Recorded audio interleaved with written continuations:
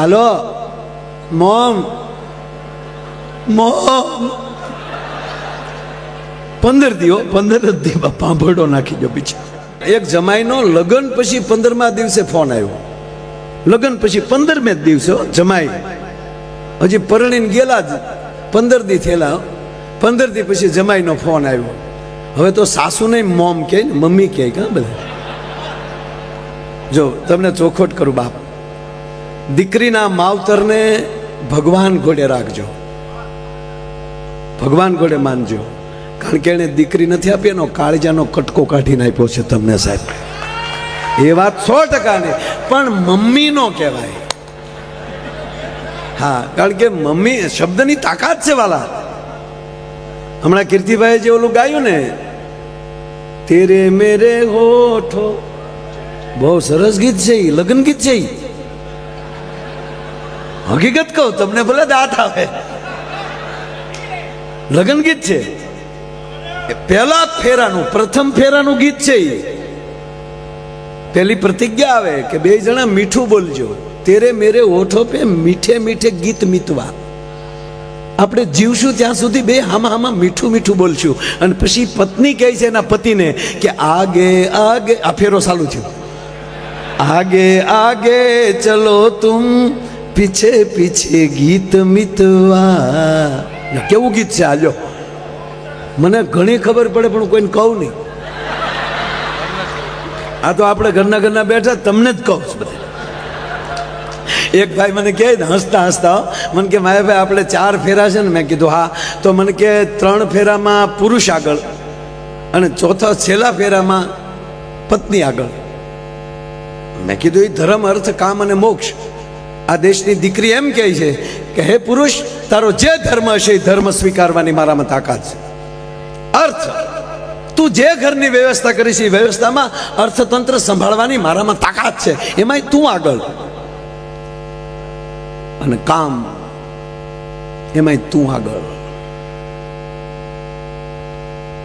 સાહેબ આ ઇતિહાસો છે. આ ત્રણેયમાં જે પત્ની એના પતિને આગળ રાખે ને, એ પત્ની મોક્ષના દ્વારમાં મોર ભાગ આગળ થઈ જાય છે સાહેબ. ચોથા ફેરામાં એ આગળ હોય છે. બાકી તો અમુકની ઘીરે જાય ને તો બેન બેઠા હોય ને ભાઈ પાણી પાતા હોય. પાણી થઈ ભક્તાણીઓ એ ભીતરમાં પાછી ભાઈ. ના ના, મેં જોયું છે, મજાક નથી કરતો. એ વળી બેન ઈંડોળે ઈચકતા હોય, ભાઈ પાણી લાવે તો પાછા બેન શું કે તમારા ભાઈમાં માયાભાઈ બુદ્ધિ જ નહીં કાં. તો વળી બોલો ઉભો કે હાચું હાચું હાચું હાચું. તમારો ભાઈ તો એકદમ ભગત, તમારો ભાઈ હાવ ભગત છે. બોલો ભગત કહીને પાછો બેન પૂછે કાં, હાચું હાચું હાચું હાચું. માયાભાઈ ઘરનો બધો વ્યવહાર મારે જ કરવાનો. પૂછો તો કે હાચું હાચું. હોલ્ડરમાં આંગળી ભરાવી દે ને હું હાચું હાચું. જેને 2 વ્હીલના પૈડા હરખા રાખવાની, બેલેન્સિંગ રાખવાની તાકાત હોય ને સાહેબ, એ જ પ્રવાસ કરી શકે. નાના મોટા પૈડા ન ચાલે. આખો આધાર આ દેશની શક્તિ પાસે છે. આ નરું સત્ય છે. જેના ખોરડે માં મહાન, એ મહાન હોય તો જ સાહેબ 5 મહેમાનને ઘરે લઈ જવાય ને. હે નકર ઘરે લઈ જવાય? એક ભાઈની ઘરે અડધી રાતે મહેમાન ગયો. મહેમાન નહીં, સોવું પાછું કારે જાવું. એ અડધી રાતે મહેમાન ગયો ને દરવાજો ખખડાયો. હવે ઓલો લગોટિયો ભાઈબંધ આવડો 10 વાર એની ઘરે ઝપટ કરી આવેલો.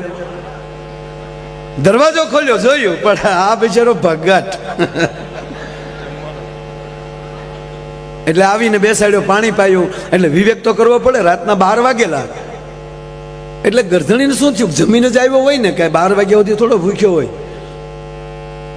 એટલે આમ ભાવથી પૂછ્યું કે મિત્ર જમવાનું કેમ છે? બોલો કે બાકી કીધું ઢીલો પડ્યો. ગરધણી કે 12 વાગ્યા હજી બાકી? એ કે પછી મોડું થઈ ગયેલું ને એટલે રસ્તે સ્ટોપ જ ન કર્યો એકચ્યુઅલી. એટલે હતું કે મિત્રના ઘરે જ જમશું, બહારનું શું કામ જમવું જોવે. હવે એના પત્ની સૂઈ ગયેલા. હવે એને જગાડાય.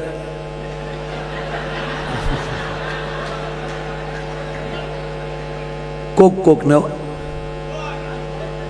જગાડ્યા, જાગો સૂતા જાગો રે મારે સંપુ ભાઈ ના વોવ જગાડ્યા. શું છે? મહેમાન આવ્યા. અત્યારે મહેમાનને ભાન ન હોય, બોલો સાંભળે હો, પાછો મહેમાન સાંભળે એમ. આ ગુપ્ત મીટિંગ નહોતી. અરે કે પણ બોલો અંદર બેઠો તો એ ક્યાં મારો પપ્પો છે? અત્યારે આવવાનું, અત્યારે જમવાનું બાકી હોય, બધું સવારે નાસ્તા સાથે. અરે કે પણ મારી આબરૂ, હવે તમારી આબરૂની મને બધી ખબર છે.